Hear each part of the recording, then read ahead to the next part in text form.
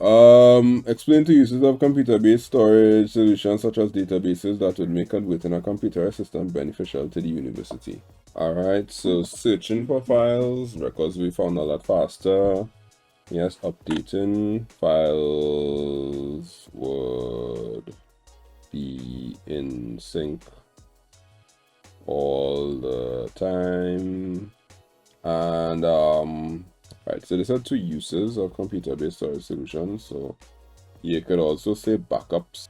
Backups would be easy to do and readily available. Alright, discuss 3 reasons why it is important to use the database approach instead of the traditional file system approach when implementing. So discusses the word, 6 marks. So we had to get 3 things and we are comparing.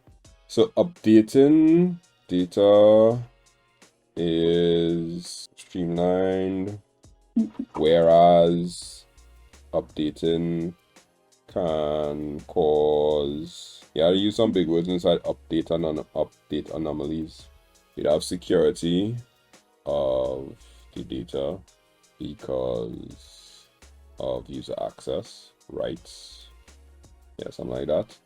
And traditional will be whereas anyone who has the file can view it / edit it. Alright, so we deal with update, we deal with security. What else you want to deal with? You want to deal with redundancy. Duplication of data is reduced. Whereas in traditional, data can be duplicated very easily. Yeah, so those will be enough for 6 marks. There's basically 2. So well, you just kind of remember to if you remember any of the big words, put them inside. That will seal your marks. Alright, so part C now, explain the purpose of a primary key in a database. Come on, man. It's used to uniquely identify a record and make it searchable. Using standard notation, so show the student table for the following. Student table, colon, open brackets, student ID, underline that, comma, student name, comma, student address, comma, course ID. 3 marks. I think you had to put this part here in caps. At a recent conference on emerging technologies, a presenter made 2 of the following statements. In general, a file today is larger than a file 20 years ago. In general, storage is cheaper today than it was 20 years ago. Thank you very much, person, for saying that. Examine each statement and explain in one example, in each case, why the statement is valid. So 3 marks. So we had to say the statement is valid because it is valid because the quality of data capture has increased. Therefore, a picture in the past they say give an example, so you had to kind of give an example, maybe 1 megapixel. So a picture in the past maybe 1 megapixel, whereas now it may be 40 megapixels. Next one, in general, storage is cheaper today than it was 20 years ago. It is valid because what? Let me hear it. It's valid because the type of storage is cheaper to produce now than it was before. Example, a tape drive would cost more to produce than a solid state flash drive. Principal of a certain high school has implemented strategies for conserving paper in the school. Students are now required to submit their assignments on soft copy rather than on paper. There are 3 ways in which the assignment may be submitted in soft copy: email, cloud storage, flash drive, CD-ROMs. Alright, state with reason the most appropriate storage medium for students to use when submitting an assignment that consists of text and several pictures. The teacher has indicated that storage devices will not be returned to the student.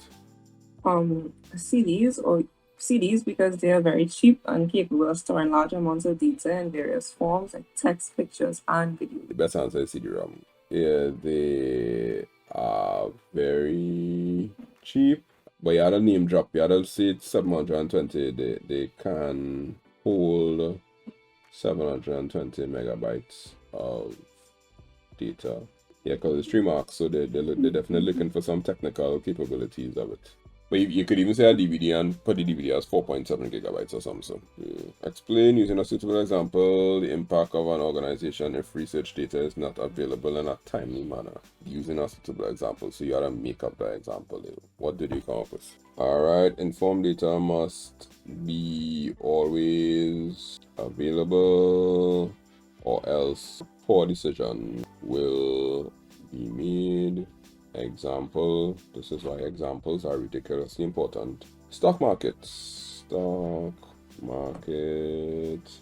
that is not updated will result in loss of money. Distinguish between the two types of modeling techniques. Alright, so how are you distinguishing between a data flow diagram or ERD diagram? As it passes from process to process. Always manipulated and stored. Yeah, stored and stored will be important for right, and then ERD shows how the entities are related, how they interact. Figure 1 shows an entity relationship diagram that describes the business environment of a certain shipping company, what they want to do. Explain the term cardinalities. Cardinalities would be the number of unique values in a field that could make up a relationship between the entities. Explain how the shipping company conducts its business based on the entity relationship diagram given above. So there's 8 marks.